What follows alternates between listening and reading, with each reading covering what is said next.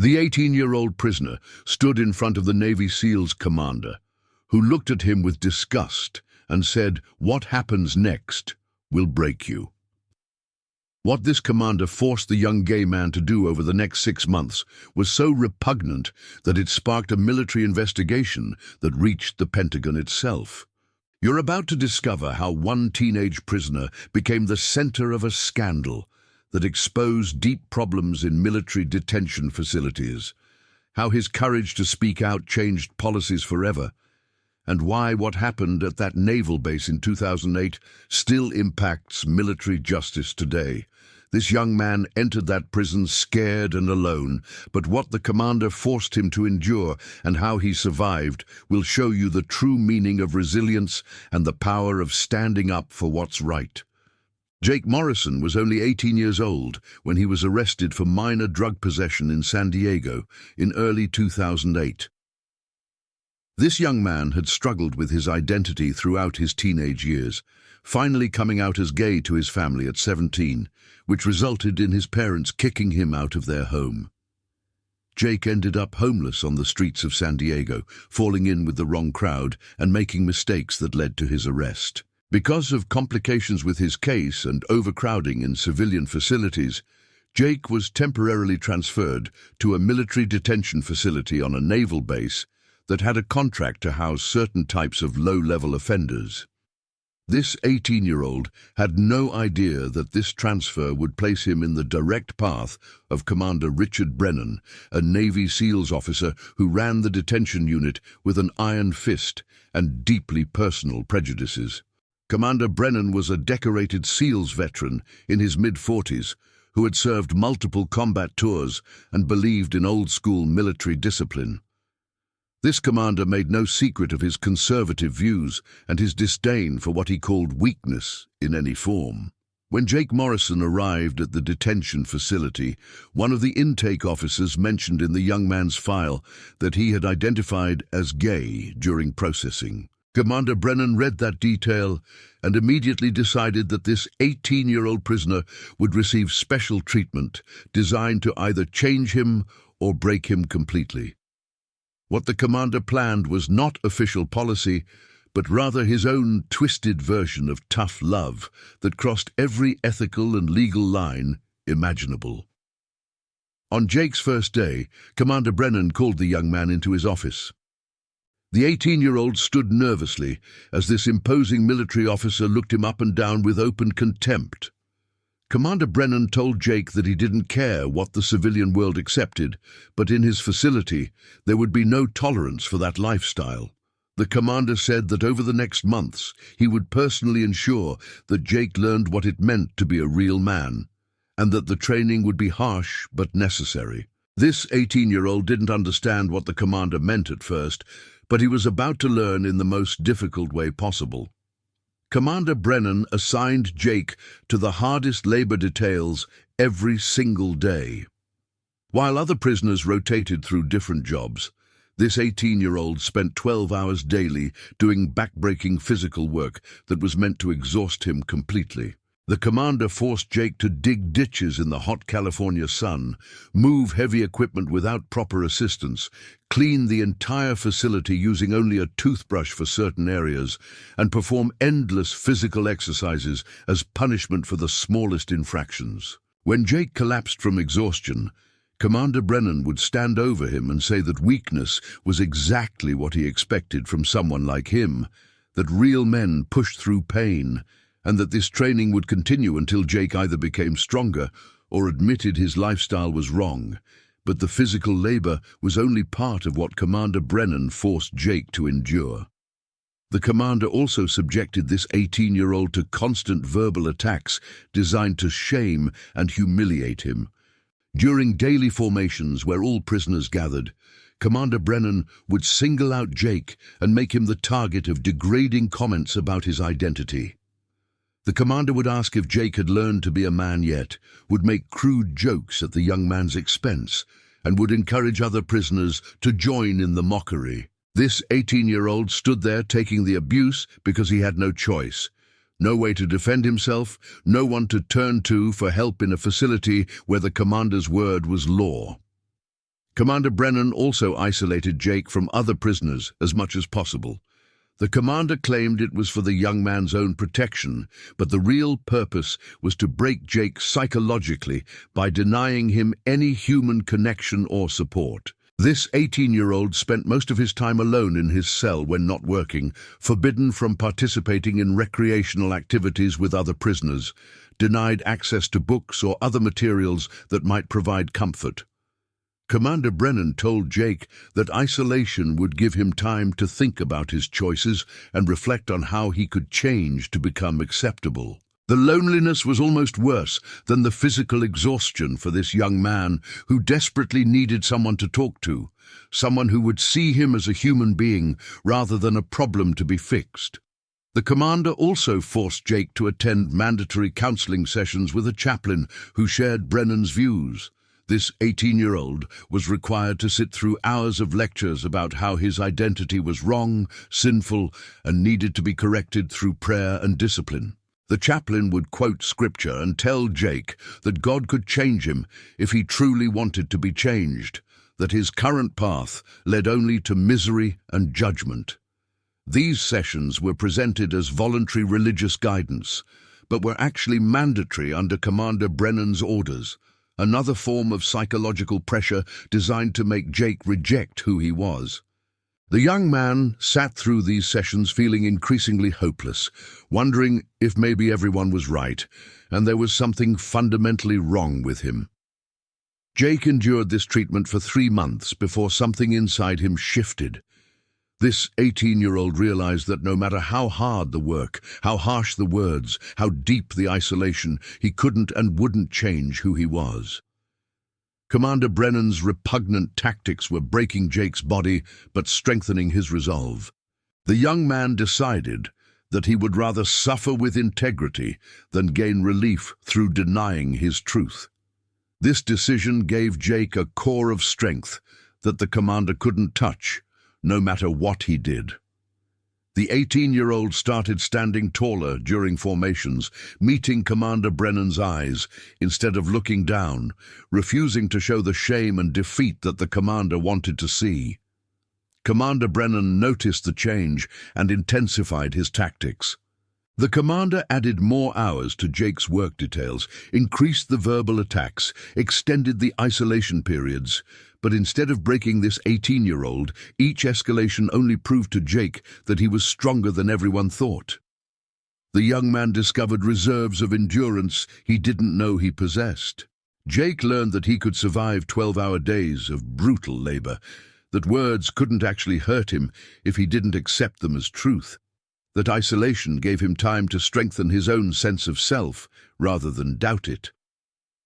This 18-year-old was becoming exactly what Commander Brennan claimed to want to create, a person of extraordinary mental and physical toughness, but not in the way the commander intended. 4 months into his detention, Jake met Sarah Chen, a new civilian lawyer who had taken a contract to provide legal services to prisoners at the facility.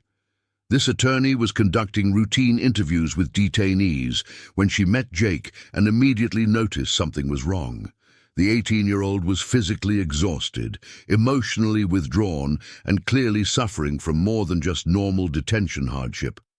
Sarah asked gentle questions, and Jake, desperate for someone who might actually listen, told her everything. He described the excessive labor, the targeted harassment, the forced counseling, the isolation, all of it designed to punish him for being gay and pressure him to change. Sarah listened with growing anger and concern, recognizing immediately that what Commander Brennan was doing violated multiple laws and military regulations. Sarah Chen launched an investigation immediately. This attorney started documenting everything Jake told her, interviewed other prisoners who confirmed the special treatment Jake received, requested records of work assignments that showed the discriminatory pattern, and filed formal complaints with the Naval Base Command. Commander Brennan was furious when he learned about the investigation and tried to intimidate both Sarah and Jake into dropping the matter. The commander called Jake into his office and told the 18-year-old that making these accusations would only make his situation worse, that no one would believe a convicted criminal over a decorated military officer, that he should withdraw his statements and accept that the discipline he received was for his own good. But Jake refused to back down. This 18-year-old had found his voice and his courage through months of suffering, and he wasn't going to let Commander Brennan silence him now.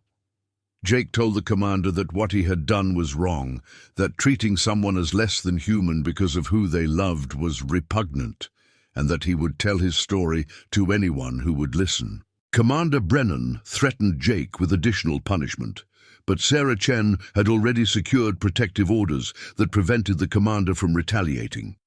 The investigation was now beyond the commander's control, escalating up the chain of command as more details emerged about the systematic mistreatment of this young prisoner. The Naval Base Command launched a formal inquiry that revealed Commander Brennan had been running the detention facility with minimal oversight for years. Investigators found that Jake wasn't the only prisoner who had been mistreated, though he was the most extreme case. The commander had a pattern of targeting anyone he considered weak or different, using his position of authority to impose his personal beliefs through harsh and often illegal treatment. Other prisoners came forward with their own stories after Jake's courage gave them permission to speak up. The investigation uncovered work assignments that violated safety regulations, disciplinary practices that crossed into harassment, and a culture of intimidation that prevented prisoners from reporting problems. Commander Richard Brennan was relieved of his command 6 months after Jake first arrived at the facility. The decorated Navy SEALs officer faced a military court-martial on multiple charges, including abuse of authority, discrimination, creating a hostile environment, and violation of prisoners' rights. During the proceedings, Jake testified about everything he had endured. This 18-year-old, now 19, stood in a military courtroom and calmly described the months of excessive labor, the constant verbal attacks, the forced counseling, the isolation, all designed to punish him for being gay and pressure him to deny who he was. Jake's testimony was powerful and credible, and when combined with evidence from other witnesses and documentary records, it painted a damning picture of Commander Brennan's leadership. The military court found Commander Brennan guilty on multiple charges. The commander was sentenced to reduction in rank, forfeiture of pay, and a dishonorable discharge from the Navy, ending his military career in disgrace. The court made clear that while military discipline was necessary and appropriate, what Commander Brennan had done went far beyond legitimate authority into the realm of personal vendetta and discrimination. The verdict sent a message throughout the military justice system that such behavior would not be tolerated, regardless of an officer's previous service record or decorations. Commander Brennan's fall from respected SEALs veteran to dishonorably discharged officer was swift and complete, but the impact of Jake's case extended far beyond one commander's punishment. The investigation revealed systemic problems in how military detention facilities were overseen and how prisoners' rights were protected. The Department of Defense launched a broader review of detention practices across all branches of the military. New regulations were implemented requiring regular independent inspections of detention facilities, establishing clear procedures for prisoners to report mistreatment without fear of retaliation, mandating training for all personnel on anti-discrimination policies, and creating oversight mechanisms to prevent commanders from operating with unchecked authority. Jake's courage to speak up had sparked reforms that would protect countless other people in military custody. Jake Morrison's own life also changed dramatically after the case concluded. This young man had entered detention as a scared 18-year-old facing drug charges, and he emerged as a 19-year-old who had stood up to systematic abuse and won. The experience had been traumatic but also transformative. Jake had discovered inner strength he didn't know he possessed, had learned that he could endure terrible hardship without losing himself, and had proven that one person speaking truth could challenge even powerful institutions. The charges that originally sent Jake to detention were reduced significantly in light of what he had endured, and he was released with time served and probation. After his release, Jake became an advocate for LGBTQ rights and prison reform. This young man, who had suffered so much, began speaking at colleges, community organizations, and even military bases about his experience and the importance of treating all people with dignity, regardless of their identity. Jake worked with legal organizations to help other prisoners who faced discrimination, testified before congressional committees about needed reforms in military detention, and shared his story with journalists to raise public awareness. The 18-year-old who once felt powerless had found a purpose that gave meaning to his suffering. What do you think you would have done in Jake's position? Would you have had the courage to stand up to Commander Brennan and report the mistreatment? Or would fear have kept you silent? Share your thoughts in the comments, because these conversations matter. This young man endured months of repugnant treatment designed to break him, but instead he found the strength to fight back and create change that protected others. That's the power of refusing to accept injustice even when the cost is high. Jake's story also highlights the dangers of unchecked authority and personal prejudice in positions of power. Commander Brennan was a decorated military officer who had served his country with honor in combat, but his personal beliefs about sexuality led him to abuse his authority in repugnant ways. The commander genuinely believed he was helping Jake by trying to change him, that harsh discipline would somehow fix what Brennan saw as a problem. This self-righteousness made the abuse even more insidious because the commander didn't see himself as doing anything wrong. He thought he was serving a higher purpose, which is exactly what makes prejudice so dangerous when combined with power. The case also demonstrated the importance of outside oversight and independent advocates. Jake suffered for months before meeting Sarah Chen, the civilian attorney who finally listened to him and took action. Without someone from outside the command structure to investigate and push for accountability, Commander Brennan might have continued his practices indefinitely. This highlights why systems need built-in mechanisms for reporting and investigating abuse, why those mechanisms must be accessible to even the most powerless people, and why independent oversight is essential in any institution where some people have significant authority over others. Think about the places in your own community where people in authority might abuse their power. Schools, workplaces, care facilities, anywhere there's an imbalance of power. What safeguards exist to protect vulnerable people? How can those who witness mistreatment speak up safely? Jake's story reminds us that we all have a responsibility to pay attention to how authority is exercised and to challenge it when it crosses into abuse. Staying silent when we see injustice makes us complicit in it. Jake also learned important lessons about resilience and identity through his ordeal. This young man discovered that external pressure, no matter how intense, cannot change who you fundamentally are if you refuse to accept that change. Commander Brennan threw everything he could at Jake: physical exhaustion, verbal attacks, isolation, forced counseling. But none of it could make Jake stop being gay, because that wasn't something wrong with him that needed fixing. The 18-year-old learned that his identity wasn't a weakness or a flaw, but simply part of who he was, and that accepting himself was more important than gaining approval from people who would never offer it anyway. What's your biggest takeaway from Jake Morrison's story?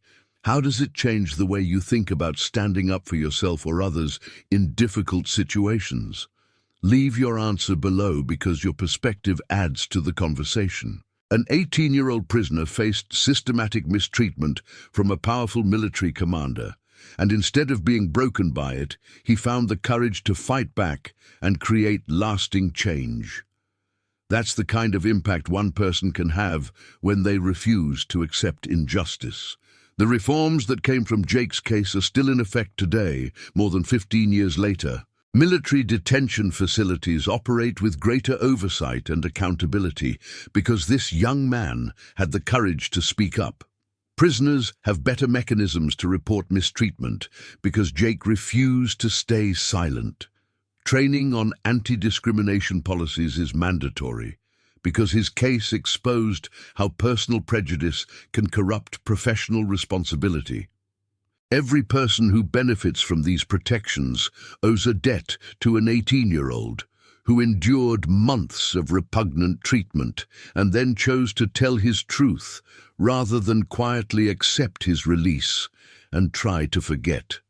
Commander Brennan's story is also a cautionary tale about how good people can do terrible things when they allow prejudice to override their judgment. This commander wasn't a cartoon villain who enjoyed cruelty for its own sake. He was a decorated military officer who had served with distinction, who genuinely believed in discipline and character development, who thought he was helping Jake by trying to change him. But Brennan's inability to accept that being gay was not a flaw that needed correction led him to commit serious abuses. The commander destroyed his own career and harmed a vulnerable young person because he couldn't separate his personal beliefs from his professional responsibilities. Jake Morrison today is 34 years old, living openly and proudly as a gay man, working as an advocate and speaker. The young man who was once homeless and struggling has built a meaningful life dedicated to helping others who face discrimination and abuse. Jake says that while he wouldn't choose to repeat what happened to him in that detention facility, he also wouldn't erase it because the experience taught him who he was and what he was capable of surviving. The 18-year-old who Commander Brennan tried to break became a man of remarkable strength and purpose, and that transformation happened not because of the commander's tactics, but in spite of them. Remember Jake Morrison the next time you face pressure to change something fundamental about who you are to gain acceptance from others. Remember that the 18-year-old endured months of systematic mistreatment designed to make him deny his identity, and he refused because he understood that living with integrity was more important than temporary relief from pressure. Remember that one person speaking truth can challenge powerful institutions and create change that protects countless others. That's the legacy of a young man who entered detention scared and alone, but emerged as someone who changed military policy and proved that courage isn't about being unafraid, but about doing what's right, despite the fear.